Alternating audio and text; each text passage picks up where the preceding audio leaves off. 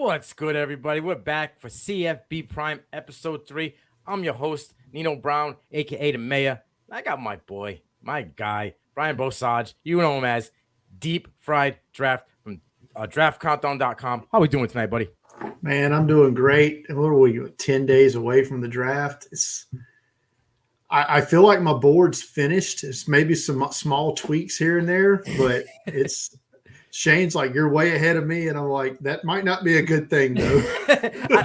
I don't believe any time that you gentlemen tell me that your draft boards are done or this is your final mock or anything like that. I think you guys will be doing it right up to like 2 days before the draft. I just have a feeling. We'll have to turn it. It has to be finalized by midnight on Tuesday to count in the huddle report scoring. Mine will be done.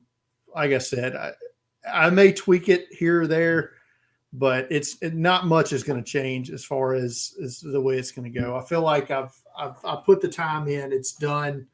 Now it's just trying to get that final mock draft right, which that's a mess. Oh man, I can only imagine. How long you been at it? Like really into? How many times you tweaked the big board? This in the last 10 days. In the last 10 days? Yeah. Oh, I crammed it through last night. And then today I was sitting at work and I was like, I moved like 6 or 7 guys around. I love it. It's just, it is what it is, man. It's like you said, it's never really done until it's done. And even then you're like, you almost instantly regret it. Like as soon as you turned it in, it's like, well, I can't do anything about it now, but you hit that send button, then you're like, I would have missed. I would have slipped them. Never mind. Yeah, it is what it is. But you know what? This is it. This is what the whole culmination's been, right? All year, you guys have been at it. Grinding, nose in the book and the film, and we'll see if everything you guys have predicted comes to fruition. Which I believe in you guys. I will say to everybody out there, I'm not going looking for like rankings. I got my own, but when I'm like stuck on something, I want to go with professionals. I'm going to Draft Countdown. They got you locked. Shane is just a different breed. Sometimes I think Shane's like a robot. I think he's got like mocks going all the way to like 2026, 27 already. Is that possible? He might have rankings for them already. I know you just started getting into this next class, but you guys are elite and you guys are always ahead of the curve. And just want to give flowers to you guys, now that I can.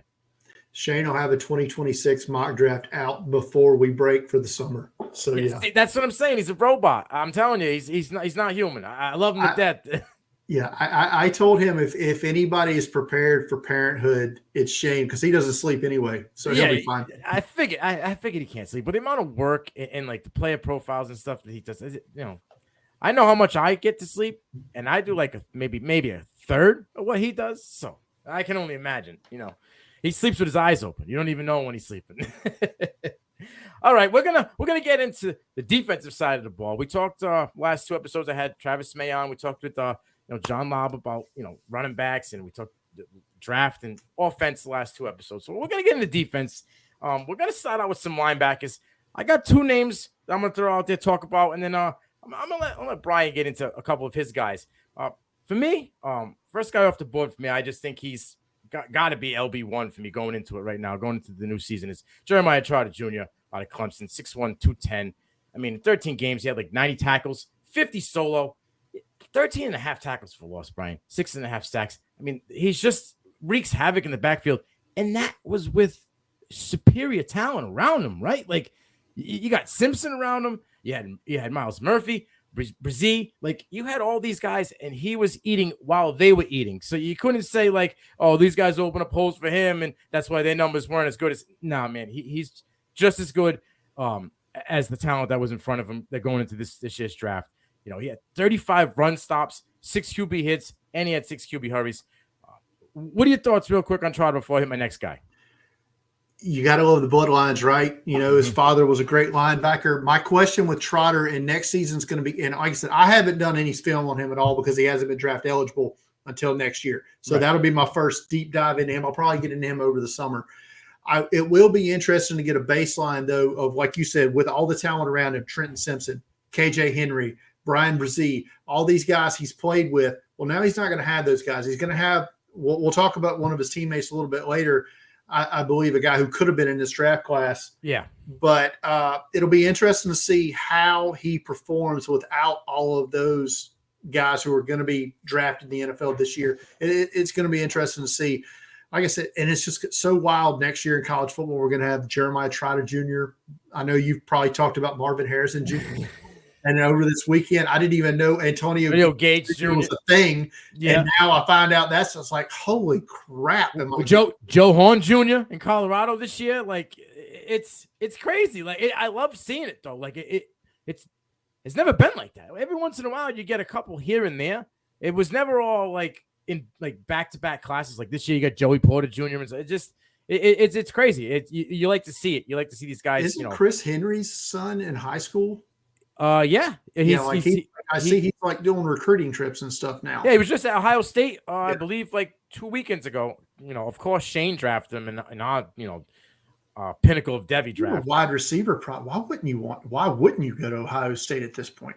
Yeah, because with the guys coming in there, you're not. Connell Tate just looks like he's already a junior, so it's like, I know it's a spring game, and we talked about it being as vanilla as it gets, but when you see a guy the way he carries himself, your eyes, perk up, and you're like, okay, that's a name to watch. My next guy on the list here is, I'm not a Michigan guy, but this gentleman just stood off. He popped off the screen to me. That's Junior Colson from Michigan, linebacker, 6'2", 235 pounds, and in 14 games, my man hit the century mark at 101 tackles, 42 solo, 6 tackles for loss, 2 sacks.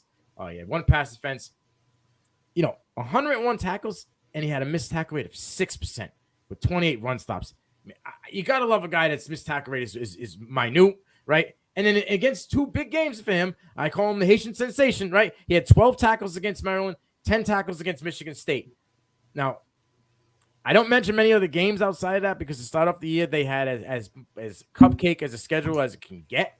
But down the line, when they needed to turn it up from the Maryland game on, my man was in the backfield, and he just run stopping. So I feel he could be a top 3 running back, linebacker coming into this class. We'll see what happens. Obviously, you put another 100 tackles together, you're going to be in that consideration.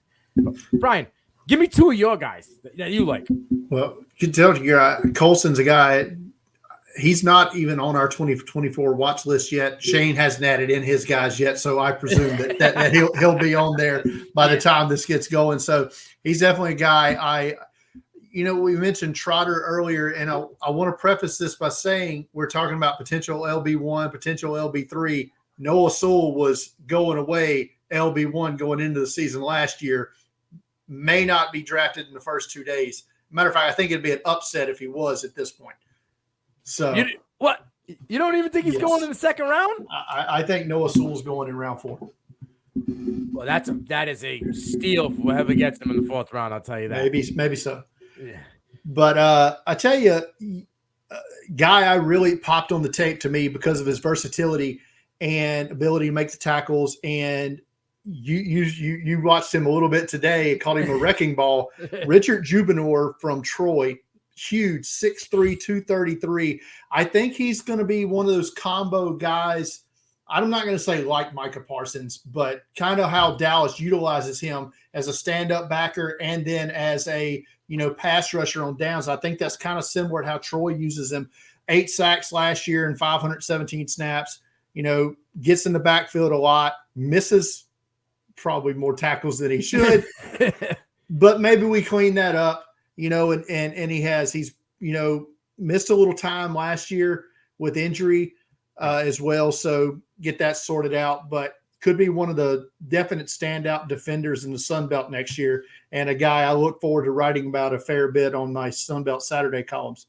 Yeah, I've watched a little bit of film on him. I watched an interview with him, and just the way he handles himself, he's got a high motor, right? And you said, you watch him while you're watching Marshall. And I seem to every time I was watching Marshall, I would just kind of veer off screen, and I would see this gentleman, and he'd be, making plays. I know the missed tackle rate was in the 20s, but I did notice on tackles that he did miss on, he was disruptive and either disrupted the running back, receiver, or tight end, whatever it may be, to where another tackle was made. So missed tackle rate can be deceiving if you don't watch film and you just go by numbers. 20% seems to be a lot, jumps off the screen to you. But if you watch the film, he may miss the tackle, but the guy's just not flying by him. He is slowing him down or making it so that the guy gets tackled by someone else. So he will be an interesting name, especially with with Marshall going into the draft. He's going to have the opportunity to eat.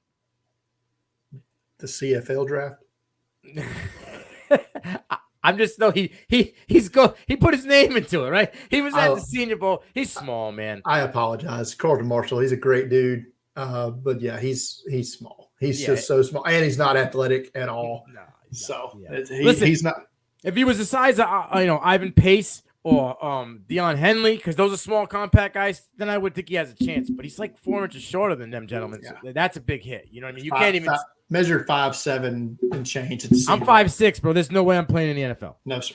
You know what I mean? So I tell you, a guy who popped that you had on your list here, to me, he wasn't on our list going into the season last year. After I watched Oklahoma State against Central Michigan, Mason Cobb is a tackling machine, man, and he's going out to Southern Cal, where they seem to be. They need all the help that they can get on defense. If that Cotton Bowl is of any indication, Mason Cobb has a chance to really elevate himself next year. But yeah, high tackle rate for me in the couple of games I saw of him last year. Enough to, like I said, I thought he was a draftable player this year, but probably did the right thing going back to school and getting himself into more high-profile games next year at Southern Cal could elevate his stock even more. Be anxious to see, how he gets after it next year. But Mason Cobb definitely jumped out to me this year. Yeah, I like Mason Cobb. Like I said, I like him. He's got a high motor. He flies around the field. He said he's got a high tackle rate. I will say, he's another guy with 20% missed tackle rate, but he was able to hone it. I mean, the year before he was at 60% missed tackle rate. And that means that improvement. Yeah, at 40%. 60 is disgusting. I mean, it's more than half the time you're missing. But to bring it down 40%, that's huge. USC is missing a guy who can tackle, right? Like they haven't had a piece in that linebacker core for years now. Maluka? Maybe not that far back. Yeah. It's just there always seems to be the question mark late in the season. Like, all right, first couple of games, the defense looks good, right? And then, like, by the time you hit the midpoint, it just falls off. I think this guy can help lead that linebacker core and help get pressure on the quarterback, because there's going to be a lot of quarterbacks in the Pac-12 this year. They're going to be chucking the rock around, and he's going to, you got Penix, you got Nix, right? You got Shedeur Sanders. All those guys can fling it. Don't know who the quarterback's going to be at Stanford right now. I know that's a battle going on. But we'll see. But there are dudes in the Pac-12 that can sling it. And USC is going to need a guy that can disrupt things. I think Cobb can do it. I think that was a good move on his part. Another guy that I like, so we're talking about transferring around, Omar Speets, right? Oregon State was staying out the Pac-12. He transferred to the SEC to LSU. I think that was a huge, huge bonus for him. I think he's, now if he could put these numbers up in the SEC, right, your stock goes through the roof, especially being your senior year. Now you can improve your draft stock. Last year alone, 83 tackles. He had 39 solo. He was in the backfield, 8 tackles for loss, 40 run stops, 10 QB hurries. And against my Ducks last year in a game where they only completed 6 passes, and it really hurts me to say it every time I say it, but I'll never let it die because they win that game and they're probably going to the Pac-12 championship. Anyway, they didn't. He had 13 tackles and a QB hit, and that QB hit was big because I believe that QB hit led to Bo Nix tweaking the ankle a little bit, and that was already hurt. So, I don't know, man. I think he can make a run. I think him being at LSU will improve it. But like I said, SEC now. This is what NFL teams looking at. SEC is the upper echelon, and then it starts to fall on from there. What are your thoughts on Speed? I know you got a little bit of film work on him this year. Little bit on him. Everything you said there was right and accurate. He'll be stepping in for Micah Baskerville, and there's a tradition there of that. If he's going to play the Mike linebacker spot for LSU, it's there. Was it Jabril Cox stepped in, transferred up from North Dakota State a couple of years ago, and looked great. Right. And ended up getting drafted. Not sure how much he's played for Dallas up to this point though, but. Speets, like you said, I'm anxious to see how he, I'll see him a little bit more down here in the SEC country that he's going to now. So, yeah, could be a good player there for LSU. Now, I got another gentleman on here, and he was near and dear to my heart because I'm a Ducks guy, right? I don't understand why he transferred. I think his best bet would have been to go to the draft and maybe be a later round linebacker pick. But Justin Flo, because he was terrible in coverage. You want to talk about Soul, and that's why Soul's dropping, is because they're saying his coverage was bad. He's not a coverage linebacker. He had to make up a lot for both DJ Johnson and Flo. They're both of those guys in coverage were terrible last year. And they noticed they probably around like week 8, Lanning was like, all right, none of these linebackers can cover. I'm just going to let Soul just play his natural position and rush the passer. And what happens? Starts getting the quarterback. Starts getting his hands on the ball. They start getting turnovers. I understand, being a linebacker in the NFL, you got to be able to play both ways. But teams usually for whatever you're good at, right? Soul's better at rushing the passer, just like his brother. It's the way it is. Now, with Flo, he's got a high motor. He's super athletic. And I've been watching spring practices out in Arizona. He looks hyped up. Pete Carroll was there the other day, and he was gassed, and he was, showing out for, the NFL coach. But I want to know, can Arizona change his coverage skills? Because I just don't know if that's going to be the issue. And if you put up another year of where you're like, a 32% coverage grade, which is terrible, I don't see a draft stock going up. Brian, what are your thoughts on it? I'm anxious to see how he does in Arizona, because they seem like they're stockpiling some good players out there, man. And it's like, I'm anxious to see how that goes. Was it Jed Fish's second year there? So it's like, anxious to see how that goes. Good team to follow next year. Pac-12 feels like it's, could be wide open, and especially in the South. Pac-12 South could be wide open next year, as everybody tries to catch up to Utah. He was, to me, the third best linebacker on Oregon's team last year that we had tracked behind Sewell and Funa. So it's, Yeah, exactly. Maybe change the scenery. Yeah, I hope so. I don't know, but Lanning's a defensive coach too. Like, he gets the best out of his defensive guys, and I don't know. It didn't really work out for Flo. I know coming out of high school, Flo, he was a 4-star recruit coming in. He super athletic, super high motor, but he can't cover worth anything. And in Pac-12, where they use a lot of backs out of the backfield, you know what I mean, and they run the ball well, especially quarterbacks. You got to be able to play both sides. So we'll see what happens. Let's go down to DBs. Yeah, this is a couple guys in here that I'm big fans of, and everybody who knows me knows that I'm a Kool-Aid guy. So we're going to talk about my guy Kool-Aid McKinstry first from Alabama, 6'1", 188 pounds. They got 80% coverage rate. Can we just give him a lockdown now? Like, give him the lock, get him on a chain, right? Because he's a dude. 13 games, he had 35 tackles, 29 solo. You can put him on an island, my man can cover. He can mirror DBs. His back pedal is smooth, right? He gets in and out of breaks well. He's not going to get burnt because he runs upright in his back pedal. He's good. He's got good hip movement. From hip to neck is in one motion. He's not all swagger like a noodle out there. He had 15 pass defenses, 7 run stops. It's 795 snaps, and he only had a 7% missed tackle rate. I mean, what more can you ask for a guy? The picks weren't there because they didn't really target him that much. But when they did, look at 15 pass defenses, he's knocking the ball down. I know he went into last year being DB2 behind Ricks. He passed Eli Ricks within like 2 weeks. Yeah, now let's look at Eli Ricks. Until we talked about, Noah Sewell draft stock falling, Eli Ricks may end up late day 3 UDFA. Yeah.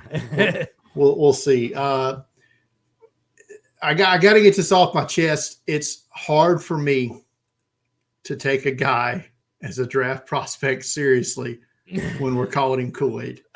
That's Mama's name for him, and it's stuck. I understand that, and that's fine, but it's really hard. I went through the same way with another Alabama prospect a few years ago. Like, it was hard for me to take Clinton Dix seriously when we're calling him Ha-Ha. But he balled out, right? He played well. Sure. And so does Kool-Aid here. And another thing that he offers is the return game. Yeah. So, little lesson here for everybody. If you're not a quarterback, I don't care what position you play, go to your coach. Let me help you on special teams. You want to play? That's how you get on. Because if it becomes a tiebreaker in a draft room for an NFL and you want to play there, you need those special team snaps on that resume because you want that special teams coach on your side to break that tie. Facts. And it may not matter for McKinstry because he may end up being a just surefire first-round prospect and may never have to play special teams again in his life. But, Eli Ricks don't play special teams. Yeah. Hey, and that's how he got in there. He was playing, he said in special teams last spring, he's like, yeah, coach, I'm down. He was returning kicks, and they noticed him flying around the field, and he was wrapping dudes up. And Eli Ricks was like a wet paper bag out there. He don't tackle, right? So yeah, McKinstry's a guy I'm looking forward to watching more thoroughly this year, for sure. Right. Before I get into a couple more guys, give me one of your guys that you like. I like Georgia Tech's Miles Brooks. You got to have the length now, man. The NFL teams are craving it. Yes. Like the day of the 5'10" corner, I mean, you better be exceptional if you're sub 6 foot and you don't have the length. Yeah. Miles Brooks has got that 6'2", 192. Look at his ball skills this year. 2022, 7 passes broken up, intercepted 3 passes, had a pick 6 run back, 52 tackles, 34 solos. The guy makes the plays in the run game, and if you throw on him, it's going badly for you. So to me, I think he'll be the best defensive prospect on Georgia Tech's team next year. Definitely one to watch. He popped off, a little bit this year when I was watching Keon White, and that's what kind of stood out to me, especially in that North Carolina game, because that was the game where Keon White kind of like came to the prominence there as a prospect, and Miles Brooks I thought he had a decent game that week as well. See how he did in that game. Make sure my mind's not playing tricks on me. Yeah, 4 tackles in that game. He had an interception of Drake May and broke up 2 passes. So, yeah, I wasn't imagining that in my head. He had a good game that day as well. So, Miles Brooks, I think, has a potential. Right now I think he's going to open as a top, 100 player for me in next year's draft class. So, he wasn't on my radar. But when you throw it on there and I see it in italics, I went and did a little research, watched a little film. I get it. We're going to talk about guys in this draft. And I know you're all in on this draft. Is it odd for me to say that I'm getting some of like a Julius Brents kind of vibe from him?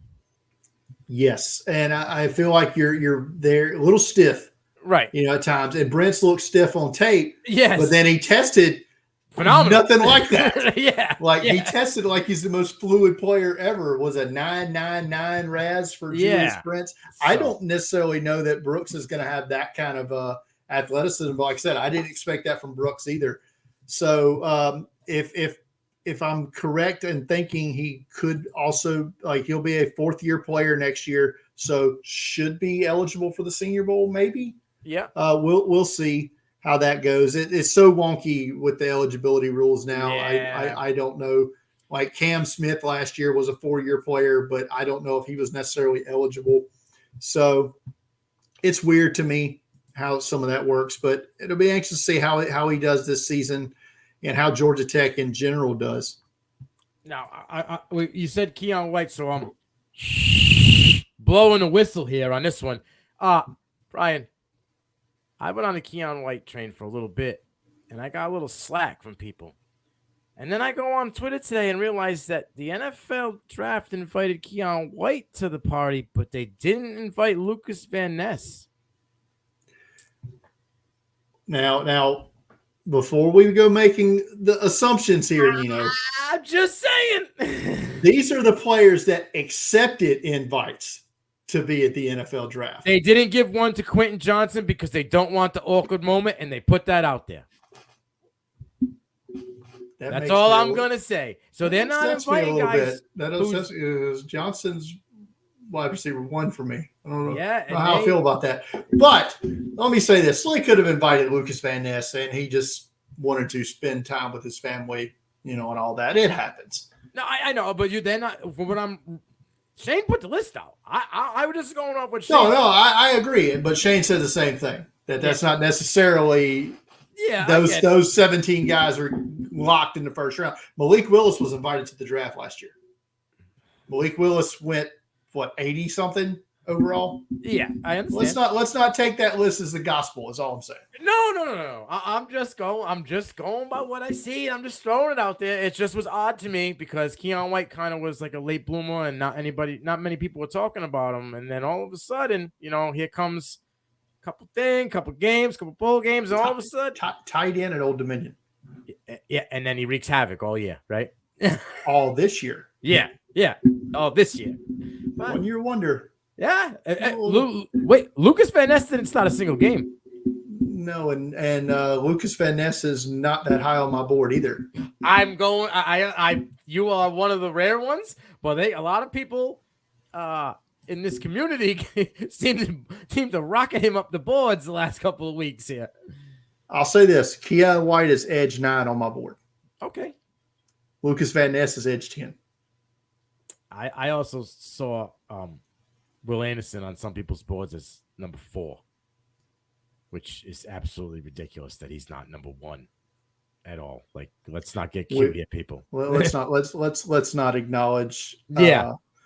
The son. Let's not acknowledge the sons of former NFL quarterbacks who thank you, who were erroneously who should not have been 5-star quarterbacks coming out of high school. Yeah.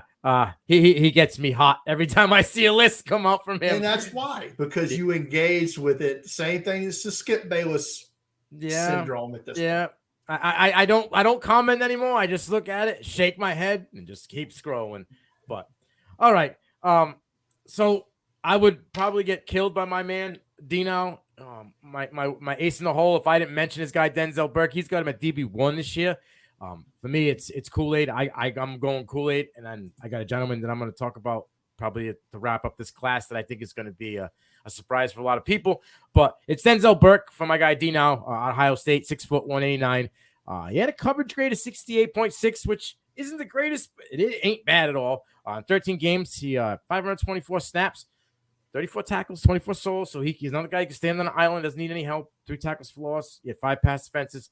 10 run stops, gets in the backfield, had 2 QB hits, 22% missed tackle rate. I guess when you're going at it and you take chances, you're gonna get that rate. I'd like to see it come down to maybe in the teens this year. The lower teens would be nice. But he's a dude. He's got it. I think those 2 are your top guys. We'll just have to see, who will come to at the end. Now, will Alabama have more stiffer competition this year? Will Ohio State have stiffer competition this year? We'll have to wait and see. I will say, I've been saying this for a while now, that Ohio State-Michigan game is big because if Ohio State loses again this year, I think we're going to see a change into the guard, and Ryan Day's seat, he ain't sitting down. He's done a lot to lock himself in there for a while, but when you can't beat the rival, it looks bad, especially with everybody you got there with those wide receivers that you keep bringing in, the 4-star and the 5-star quarterbacks that you got there, and it's not winning. And right now, it seems as though their defense is the best asset on that team outside of Marvin Harrison Jr., right? It seems like that front line might be one of the best in the country. So we'll have to see what happens. But he's top 2 for me. And then I got Deuce Chestnut, Syracuse transfer, went to LSU. He's not practicing in the spring, but last year he had 700 snaps, 40 tackles, 27 solo. He had a pick, 2 pass defenses, and a touchdown. He had a 76 grade coverage grade. This is my guy. This is a guy who was peppered. He got targeted all year last year because on the opposite side of him was Tony Grimes, right? And they weren't throwing to Tony Grimes. He was the lockdown, and they knew that he was the dude. So they didn't really, target Tony Grimes. He transferred to Texas A&M. And this is my guy who transferred from UNC. He went to Penn State. Better opportunity. Big Ten, I think you're going to see him on a big stage. That's Storm Duck, right? I know that I get the weird names, Brian. I know I find these guys with the crazy names, Kool-Aid, Storm Duck. I get them all. But listen, he transferred from UNC. He had 801 snaps. He's 6 foot, 205 pounds, 46 tackles, 35 solo. He had tackle for loss, 9 pass defenses. He had 2 picks, right? 78% coverage grade. And he only had a 10% missed tackle rate. And I got a lot of good vibes from this guy. He's physical. He's a nuisance to receivers. He's up in the neck, right off the line of scrimmage, right? He's got good hands. So you're not like just going to get off him, throw him off the ball. He's on the hip pocket. And like I said, he got peppered last year, right? Tony Grimes is a lockdown corner, and they weren't really looking at him. and Storm Duck rose to the occasion. So I think Storm Duck is a name that people need to kind of look into. I think he's going to be a top 5 DB this year. What do you think? How does he not transfer to Oregon? That's what I said, right? What a missed marketing opportunity that was. That was huge. I was said as soon as he hit the portal, I'm like, please, man, come to Eugene.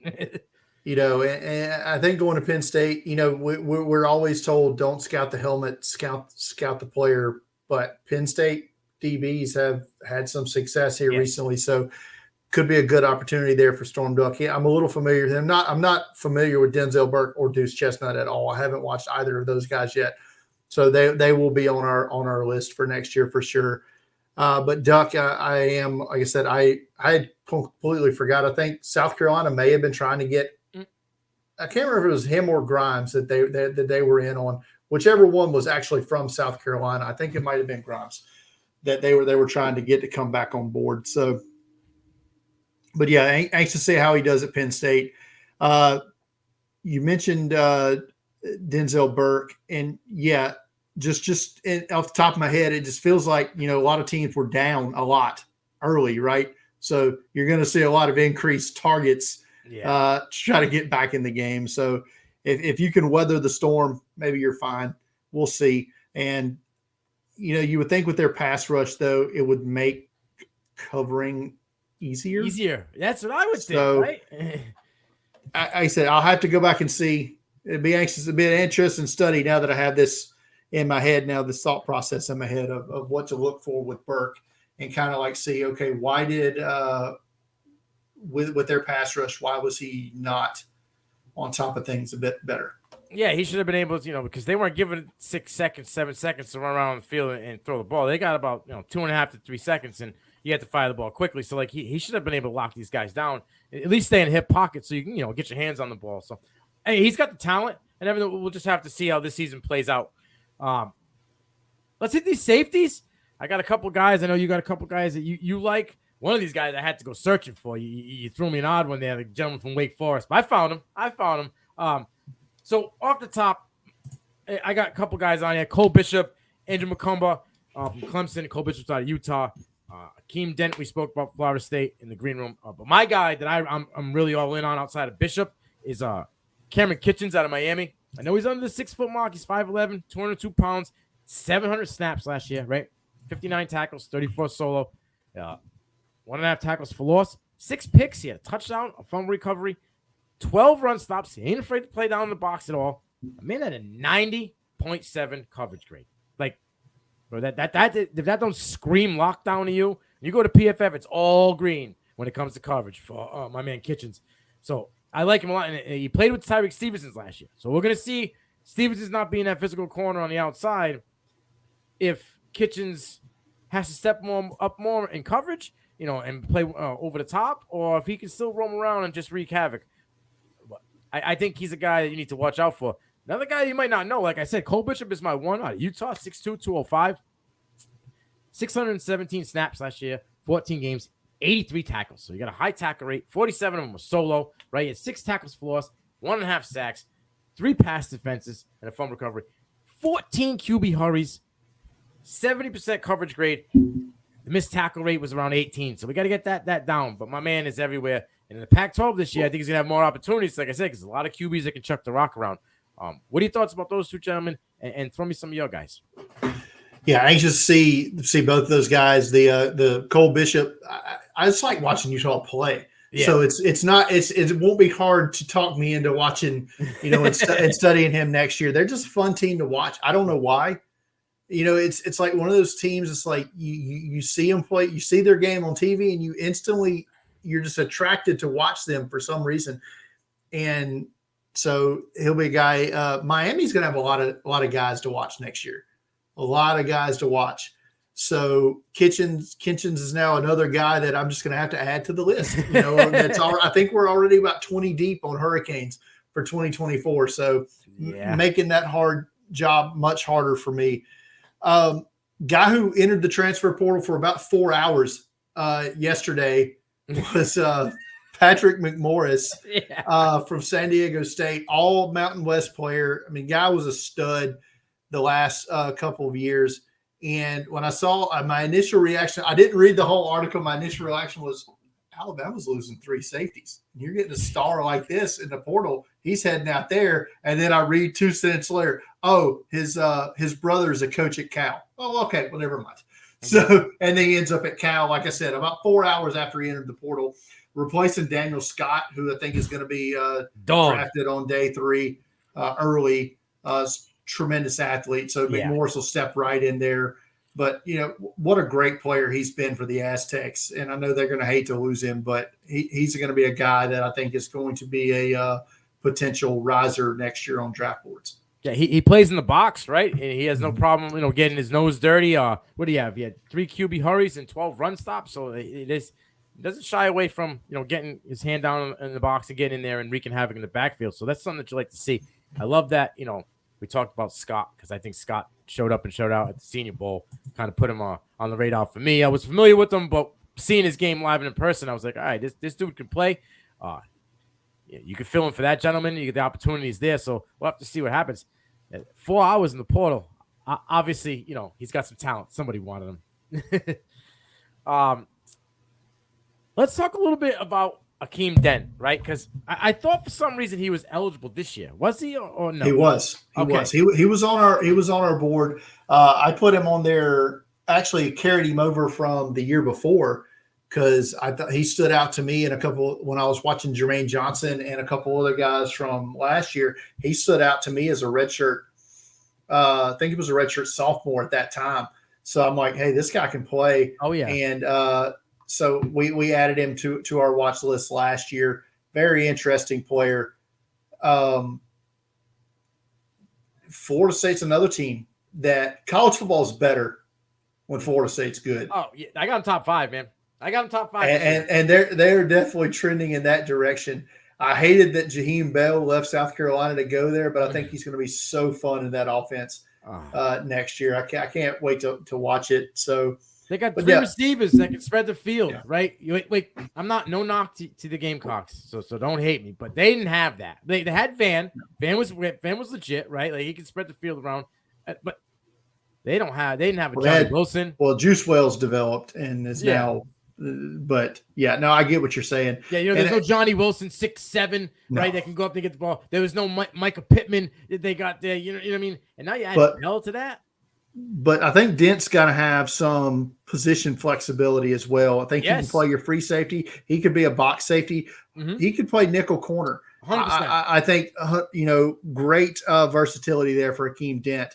And just kind of like that chess piece on the defense that you can move around a little bit. 53 tackles, right? He had 13 run stops. So like you said, he could play nickel. He could play in the box. He could play around. Florida State's got 2 gentlemen that I thought were going to go into this draft that came back. We're going to talk about one of them later in the edge in Jared Verse, but I think both of those gentlemen, Dent and Verse from Florida State, could be early draft picks next year. Yeah. And another guy I had on the list, and the reason you couldn't find him is because he didn't play last year. Okay. All right. And he had as a walk-on freshman and then as a redshirt freshman, 4 interceptions. Okay. Right out of the gate. Just ball hawk in the middle. So I'm like, going into his redshirt sophomore year, 2021, we put him on the list. Guy's eligible, ready for the draft. Wow. Didn't have as good a year as his second year at Wake. And then last year doesn't play at all. Gets hurt in the preseason, never plays. So anxious to see where he's at. From the injury, come back and see that I think he can be a rangy player in the middle of the field if he recovers from his injury, which I think was an ACL. Trying to figure that out now. He didn't play last year, so it would have been his sophomore year. That's where he would have been a redshirt sophomore last year.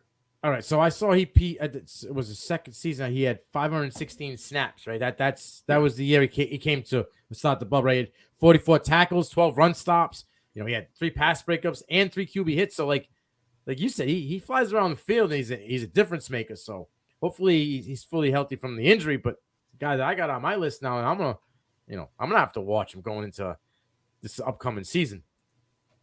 Let's Let's talk about these edge guys before we hit a couple defensive linemen. I spoke real quick about Jared Verse. I mean, I know you're familiar with Jared Verse because he was a guy that we all thought was going in the draft this Could year. have been a first round. I think so. He would have been at the Senior Bowl, and I think would have been a first round pick. Can I go out and say that he's better than Jermaine Johnson?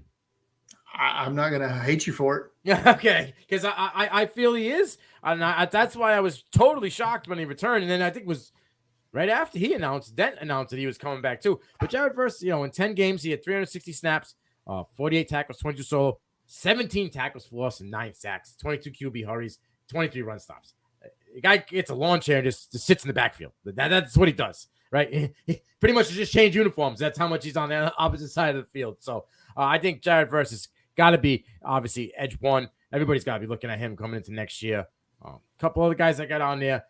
This guy, for me, I only know him out from Boomer, right? My co-host, Jared, he was all about him, and he was so shocked that he returned to Washington, and that would be Braylon Trice, right? 6'4", 260 pounds. He played 557 snaps, 13 games.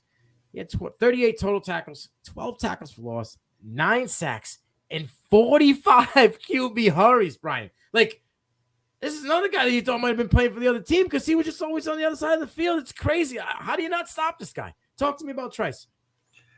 You can't double block him. No. Because of the other guy I added is Zion Tupola-Fatui, who came back from the injury last year, and he's still not 100% back. He will be next year. Right. So that defense right there, man, is going to be tough to watch, man, because those dudes are going to wreck it off the edge, him and Trice. But they're both built. They're both 6'4", 260. They're built like proto NFL defensive ends, right? Yeah. So, yeah, it's going to be super fun watching those guys. And both those guys could end up top 60 picks next year. Crazy, right? Same team. Like that's just – it's not unprecedented. Do you remember what year was that? Was it Illinois had two edge guys go in like the top 7?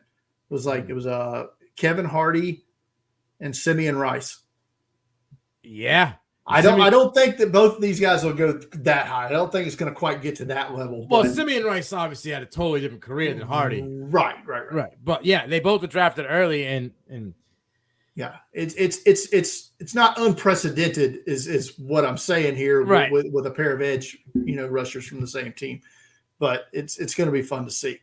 All right, so I got a guy that the names are great. I find these random names. You know between Storm and all the rest of them. This guy Chop Robinson out of Penn State, right? 6'3", 242, 414 snaps last year. He had 16 tackles, 15 of them solo, 28 QB hurries, 8 QB hits, 10 tackles for loss, 5.5 sacks.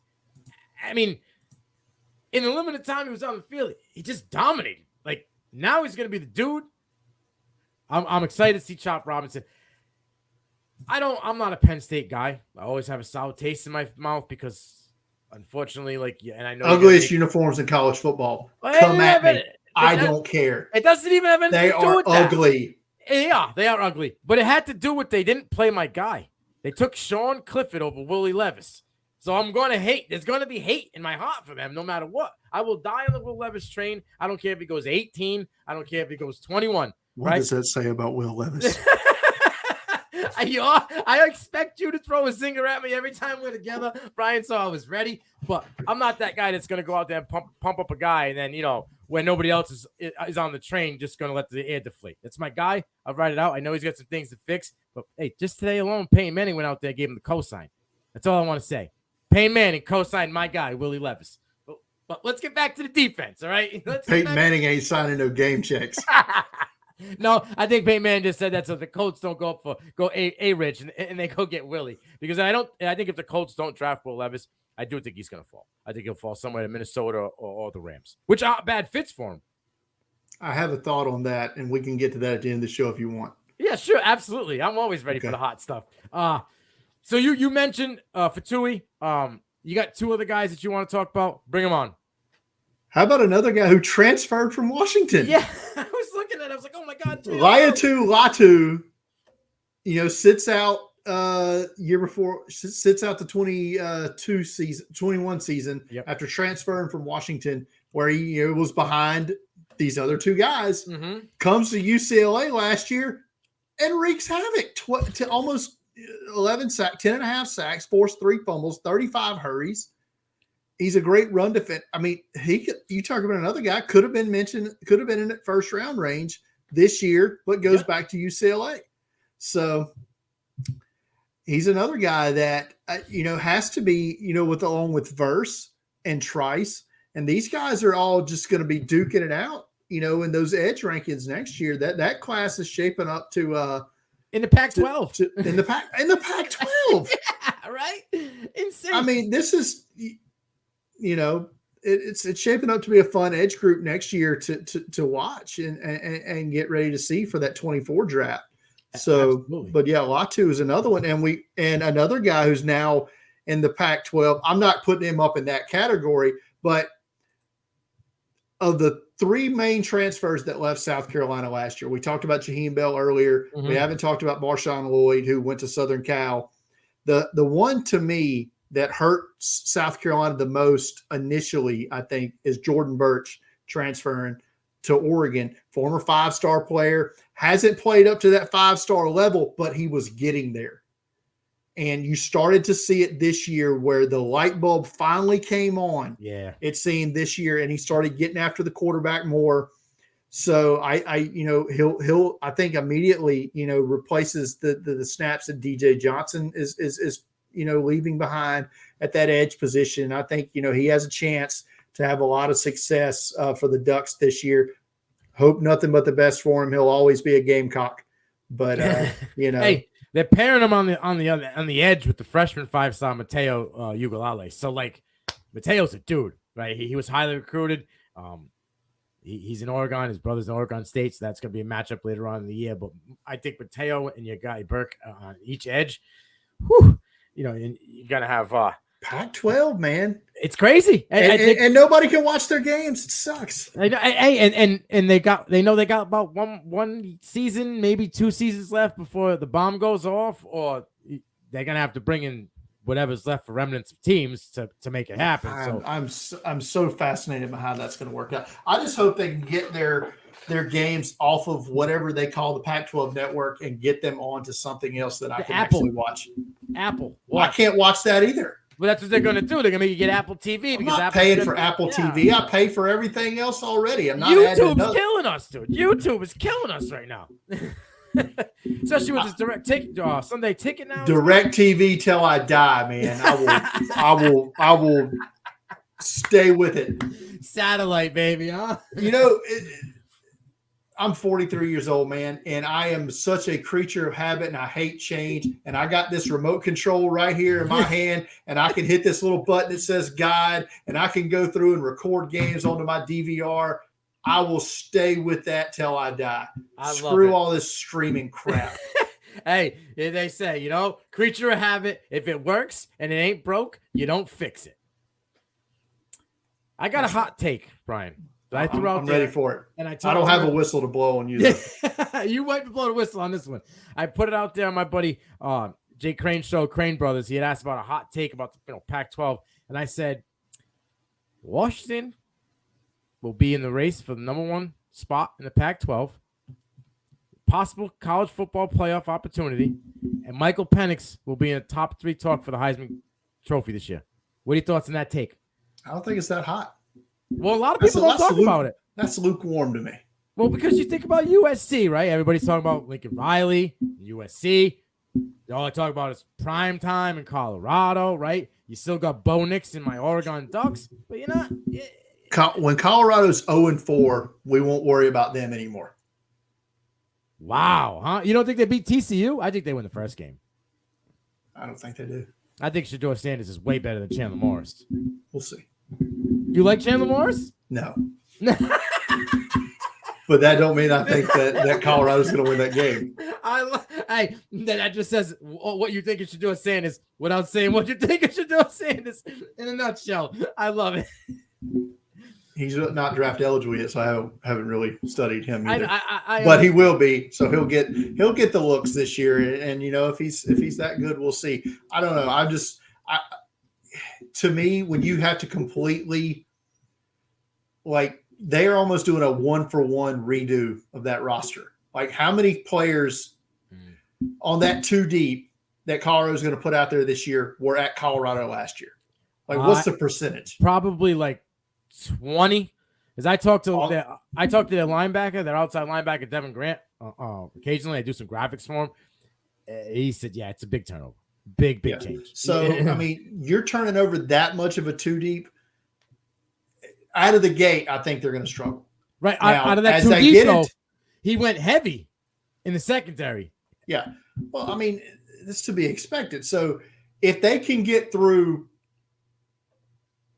into the Pac-12 schedule, maybe they're gelled by then, and maybe they make some noise. I think Washington and Oregon are the 2 teams to.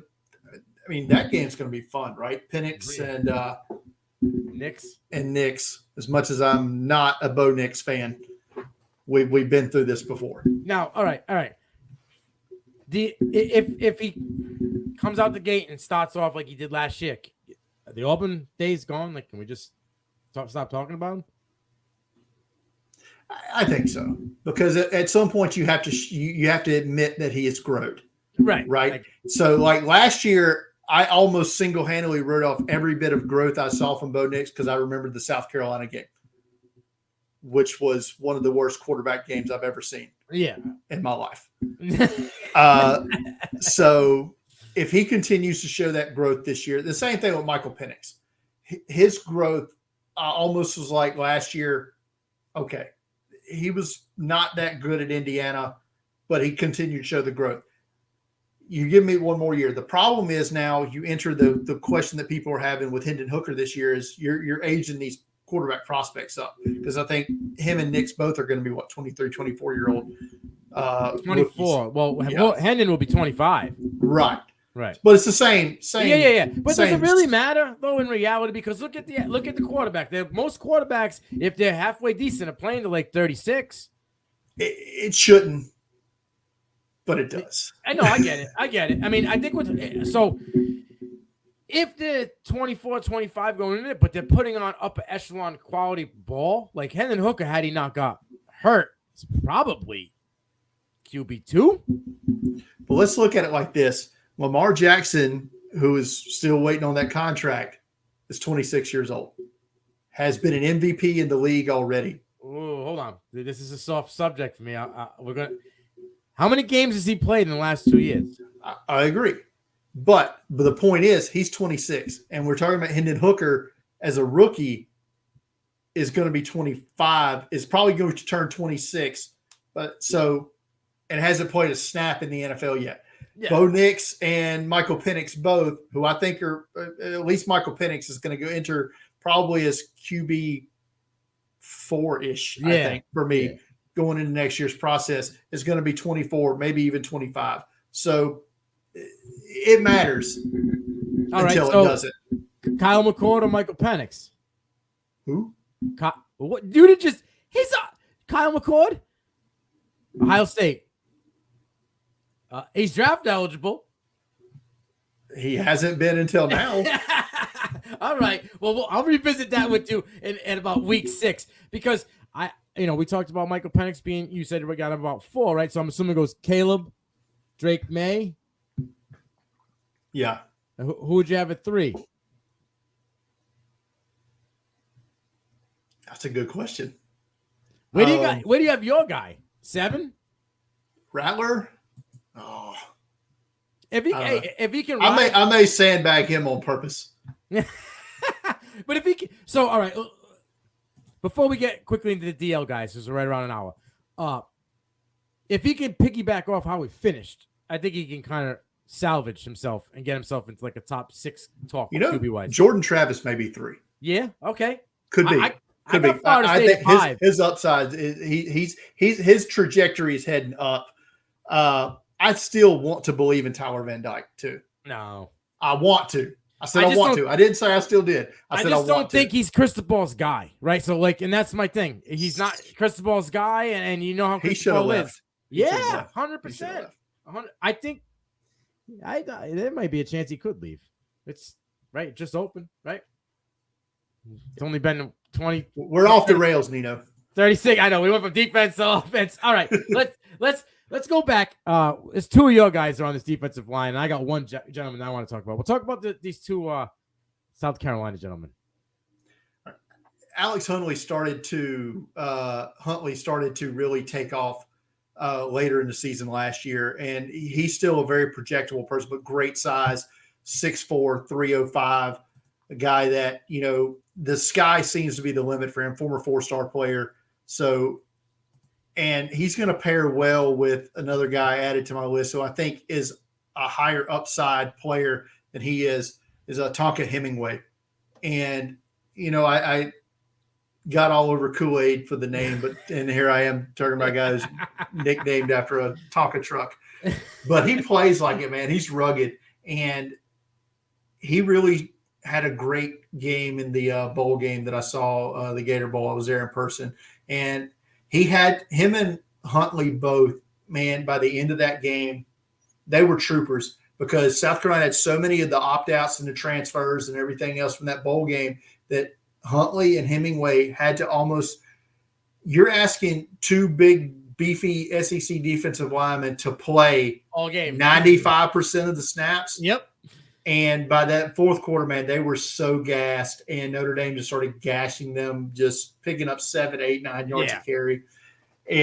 But I took my hat off to them after the game. They were such troopers after the game. And I think once they get, you know, you get the depth built back up this year, you know, hopefully by the end of the season next year, these guys will be ready to roll. And, you know, both entering their fourth year next year. So not necessarily going to be in the 2024 draft class, but could be. Could be, right. All right.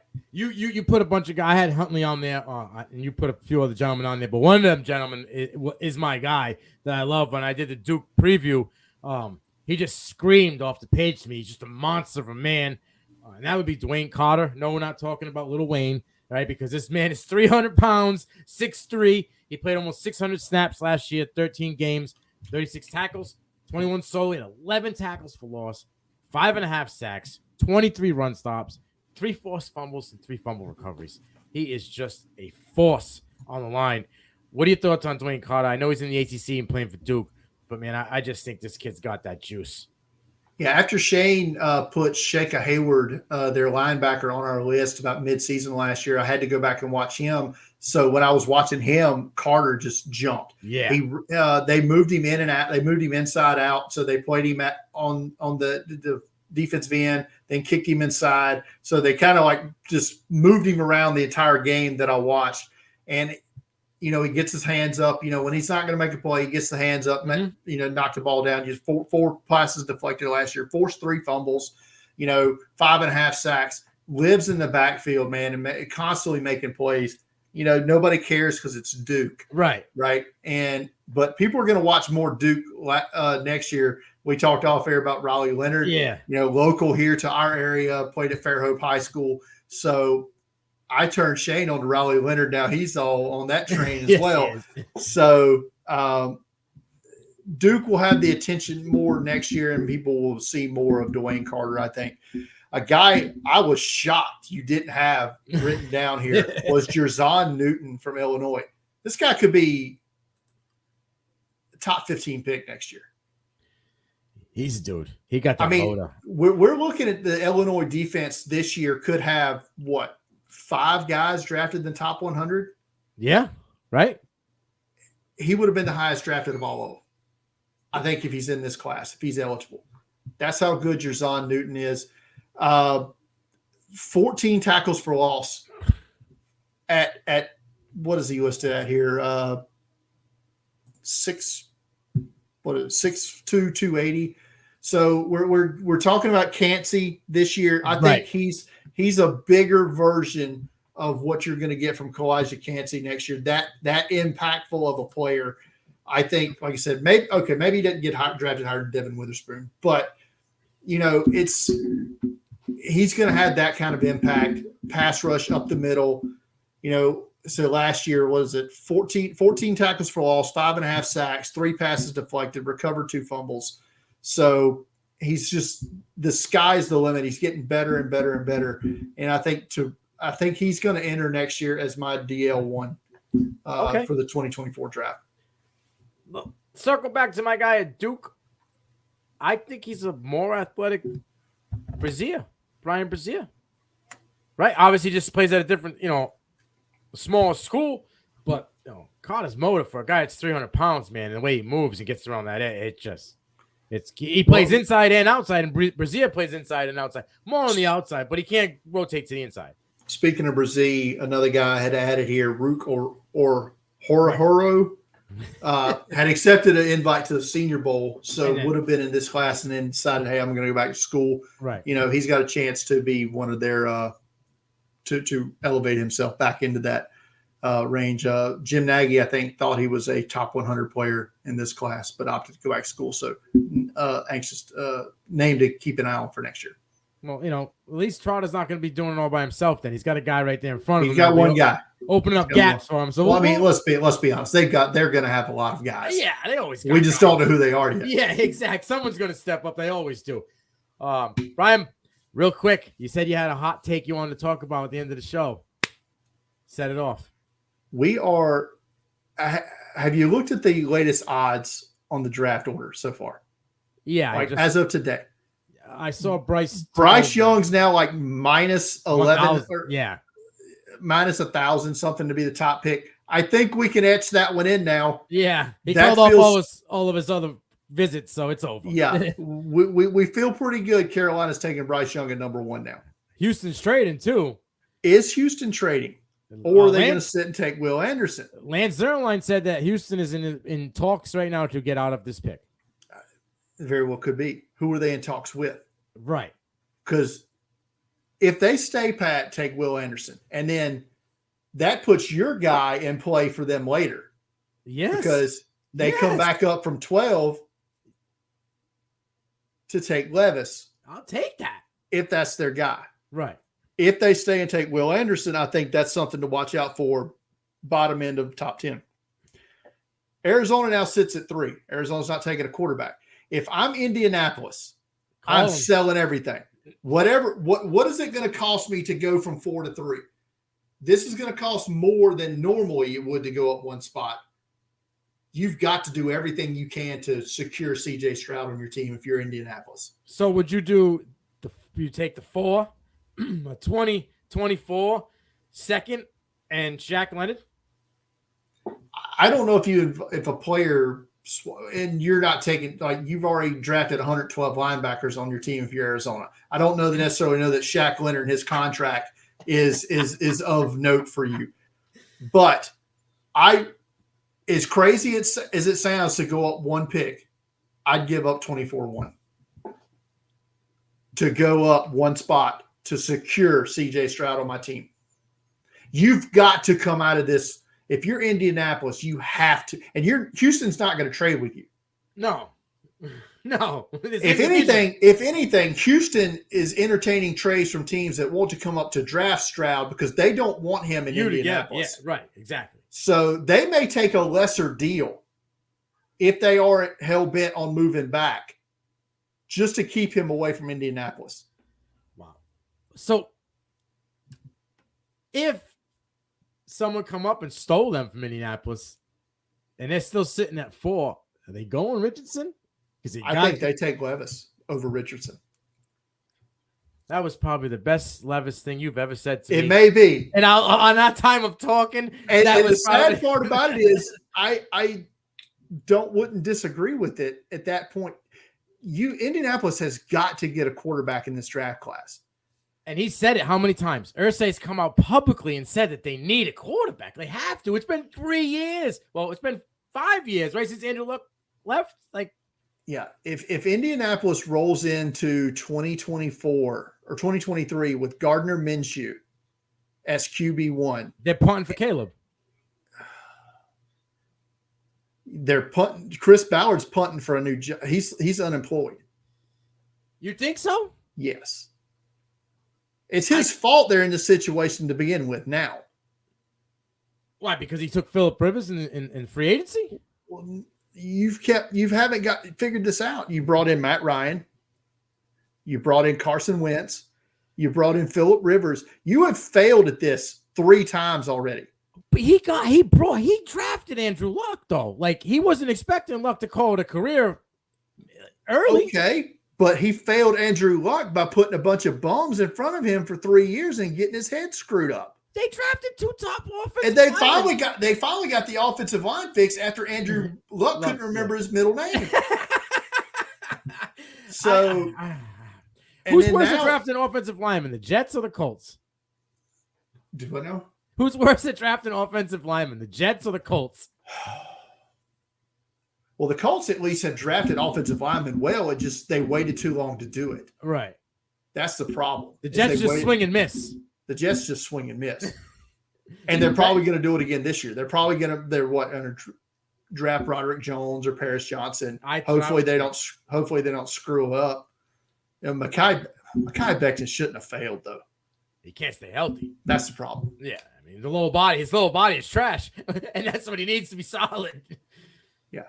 So, yeah, I can't believe you said something nice about my guy Will. I mean, I guess that's about the most backhanded compliment I think I could possibly give Will Evans. I'll take it. I will. Can you just explain to me real quick in less than 30 seconds, what you don't like about him?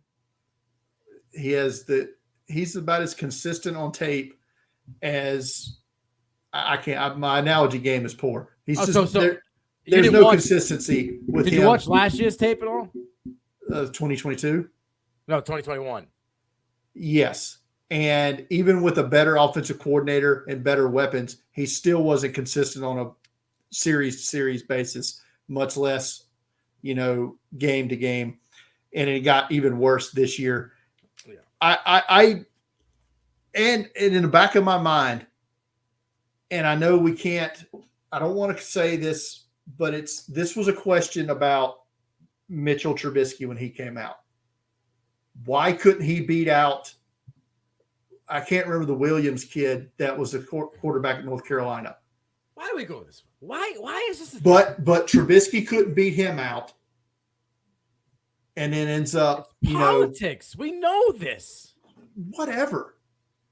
And but money. Levis could not beat out Sean Clifford. All right, if you were starting a team right now, Brian, you taking Clifford or Levis?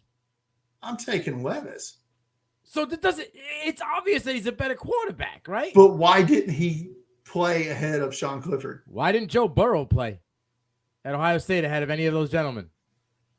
At least Joe Burrow was behind first-round draft picks at quarterback.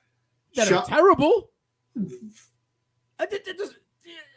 Right? But but NFL teams thought that they were at least good enough to draft in the first round. Where Sean Clifford, it won't be a first-round pick in the USFL draft next year.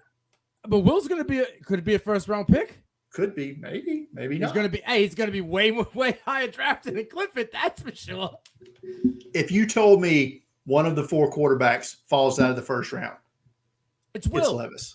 Yeah, and that's fine. But I think it's BS because Anthony Richardson shouldn't even be in the first round. No, Anthony Richardson's terrible. And if Chris Moore drafts Anthony Richardson, he should be fired the next day. Valid? Yeah. Yeah. They don't. I said this from the jump, and this is how I'm going to close out the show, is Anthony Richardson, right, can only go to a team that can afford to sit for a year and a half behind him. Well, guess what? No. That team doesn't have their quarterback right now.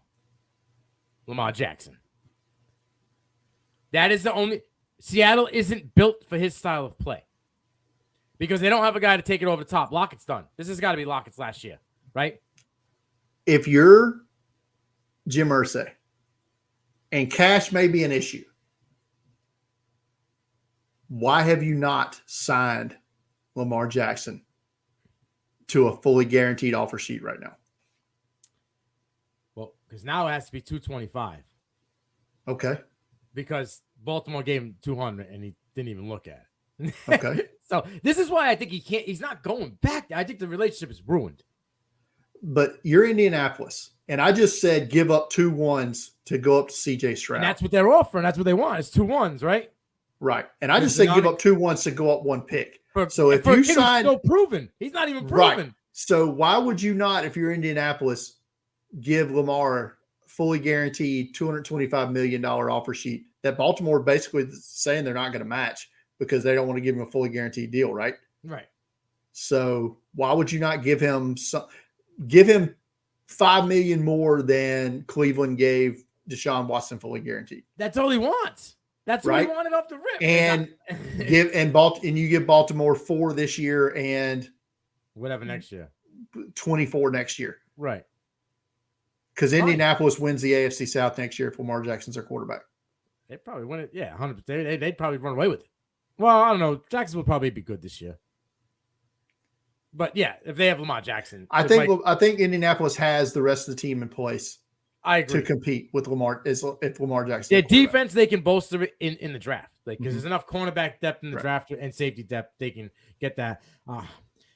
Shaq Leonard is always going to be the elephant in the room, right? But they have signed EJ Speed and Ncaa Franklin. So those guys performed last year.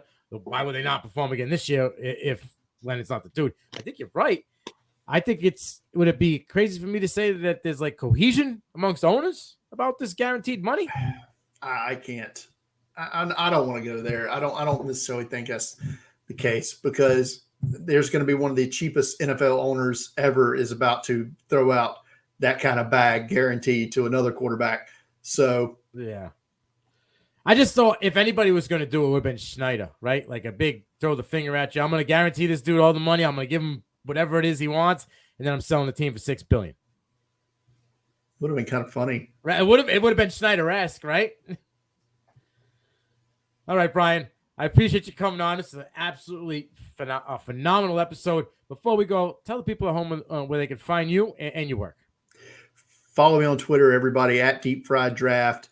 Top 100 my big board's finalized for the most part. As I said earlier, it'll be released in all its glory next Monday over at draftcountdown.com. Got some good stuff coming up this week. What do we got? We've got some hot takes for you, Nino, coming out on Friday. 5 bold predictions for the 2023 NFL Draft coming out. And Wednesday, I'm releasing my who are my guys in this class. Nino, you've got a lot. I don't have near as many guys as you, Nino. Everybody's your guy. But I cut it to 5, and it's not necessarily the 5 best players. It's 5 guys I love.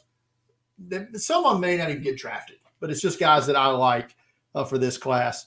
And my final mock draft will be released the morning of the draft, of course. And you can find all of that at draftcountdown.com. And go to YouTube, youtube.com/thedraftcountdown, and go ahead and subscribe there. You know, we've got great content coming up there as well. Yeah, you go give these guys a follow. Him, Shane, Miranda, all of them over at Draft Countdown. They all, upper echelon when it comes to this community. I always appreciate, getting my guy Brian on the show. We're gonna close this one out. Went over about, it's about 10 minutes over. When I get him on, it's hard. It'll be all right. Yeah, it's hard for us to stop talking. We like to talk. Yeah, especially when it comes to college football. So it's CFB Prime. It's episode 3. You know the deal. Blow the damn whistle.